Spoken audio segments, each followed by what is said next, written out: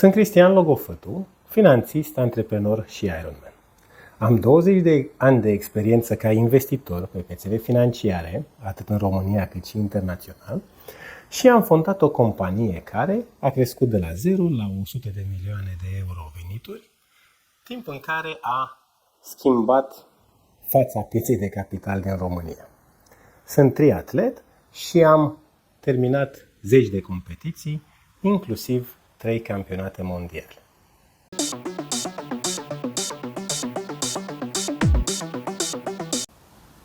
Am început cariera de investitor imediat după absolvirea facultății de finanțe, cu o lucrare despre analiza tehnică și financiară ca instrumente ce ne pot ajuta în prezicerea evoluției prețului activelor financiare. Cei 20 de ani de experiență ca investitor m-au transformat într-un antreprenor și un manager mai bun. Antreprenoratul este o trăsătură, este o abilitate de a identifica oportunități acolo unde alții nu le văd. Experiența de investitor m-a ajutat cu conceptele și instrumentele financiare necesare pentru a face acest vis antreprenorial să devină realitate.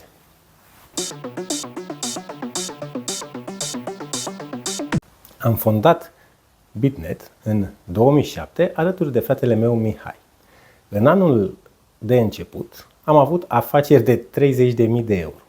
În 2024 vom încheia cu afaceri de aproximativ 100 de milioane de euro.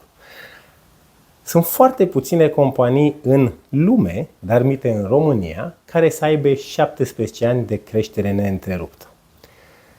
Cu atât mai mult, dacă analizăm ce rată de creștere, vorbim de 50% anual timp de 17 ani. Povestea Bitnet este compusă din câteva etape, fiecare însă unite prin element comun, obsesia pentru o creștere rapidă, dar sănătoasă. Inițial am crescut organic, reinvestind toate capitalurile proprii pe care le-am generat și finanțându-ne exclusiv prin finanțare bancară. Odată cu 2015, când ne-am listat la bursă, am avut acces la multiple alte instrumente financiare. În ultimii 7 ani am cumpărat 14 companii și am vândut una formată din 3 dintre cele 14. Dacă între 2007 și 2011 a fost vorba despre construirea filozofiei Bitnet, unei echipe de vânzări și a modalității win-win de a trata partenerii de business, angajații, colaboratorii, furnizorii și clienții, în 2012 am atras o primă finanțare externă de la un angel investor. În același timp cu investiția lui Răzvan Căpățână din 2012, am atras alături de noi un advisory board, format din câțiva oameni extraordinari de afaceri din România. Andrei Pitiș, Dan Berteanu, Dan Ștefan și Sergiu Neguț. Aceștia au ales să ne însoțească în călătoria noastră antreprenorială, să ne ghideze, să ne ferim de drumurile despre care știau că duc în locuri greșite și împreună să descoperim greșeli noi. În anii 2012, 13, 14, folosind investiția lui Răzvan și knowledge-ul de la Advisory Board, primul de acest tip din România, am crescut aproape de 4 ori cifra de afaceri. Și asta ne duce la momentul 2015, când Bursa de Valori București a lansat proiectul Aero, o piață de dezvoltare pentru companii mici cu ambiții mari.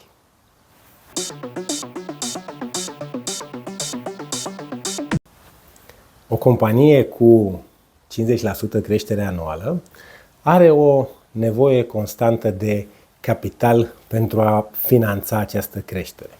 Cu atât mai mult în cadrul unor companii de servicii, unde nu ai active, finanțarea este foarte greu disponibilă. De aceea, în toți anii, am lucrat cu mare atenție cu toți partenerii bancari disponibili, am făcut numeroase tipuri de finanțări cu fiecare bancă la fiecare moment, până când am ajuns în 2015 la momentul listării pe Bursa de Valori București, piața Aero. De ce este important să atragi și capitaluri proprii, nu doar capitaluri împrumutate? Este că unul dintre indicatorii pe care băncile, pe care împrumutătorii îl analizează atunci când îți oferă finanțare, este raportul dintre capitalul împrumutat și capitalul propriu. De aceea, pentru a te împrumuta mai mult, este nevoie să crești continuu capitalurile proprii.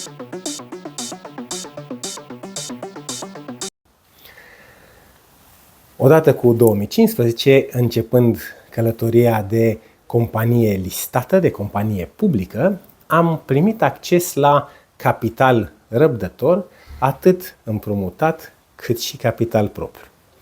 Am făcut runde succesive de majorări de capital, equity, care, combinate cu cele 9 emisiuni de obligațiuni derulate între 2016 și 2024, ne-au adus în grup peste 100 de milioane de lei capitaluri, din care unele desigur au fost rambursate, cele din obligațiuni, atât la scadență cât și anterior, exceptând cele 4 emisiuni de bonduri care se tranzacționează și astăzi. Cred că merită această poveste cu bondurile un mic paranteză. În 2016 am realizat această premieră și anume o emisiune de obligațiuni corporative high yield a unei companii foarte mici, emisiune care a fost apoi listată și s-a tranzacționat cu volume foarte bune pentru obligațiuni pe piața de capital. Asta ne-a dat curaj să începem să facem achiziții de tip M&A. În cei 7 ani, 2017-2024, am cumpărat 14 companii, aproape integral cu fonduri împrumutate, atrase prin mecanismele pieței de capital, sau cu capitaluri proprii, plătind cu acțiuni ale companiei BitNet. Proiectele M&A sunt unul dintre elementele riscante în creșterea unei afaceri. Foarte multe dintre acestea, aproape 90% din proiectele de M&A din lume, din istorie, nu creează valoare pentru acționarii companiei care cumpără. De aceea am fost întotdeauna foarte atenți la cum cumpărăm companii, ce facem cu aceste investiții, astfel încât să nu distrugem valoare. Ei bine, în 2024 avem o nouă dovadă foarte bună, dincolo de investițiile anterioare pe piața de capital, pe care le-am lichidat cu randamente semnificative. În 2024 am vândut compania Ford, pilonul nostru de cyber security, rezultat prin integrarea a 3 companii pe care le-am cumpărat în 2021. Motivul pentru care este relevant acest proiect atât de M&A cât și de vânzare în special, este pentru că el a arătat cu randamente cash că investițiile pe care le-am făcut au fost atente și au produs valoare. Ca dovadă, am putut să vindem compania Ford, înregistrând un profit de 100% față de capitalul investit cu doar 3 ani înainte.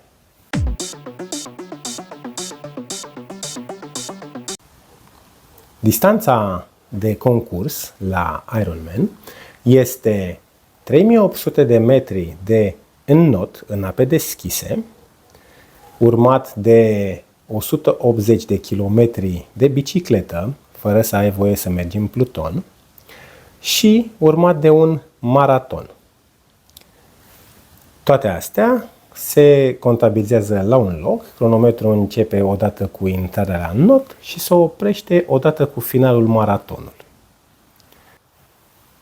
Povestea celor 10 ani de antreprenorat pe piața de capital a mers în paralel cu povestea triatlonului.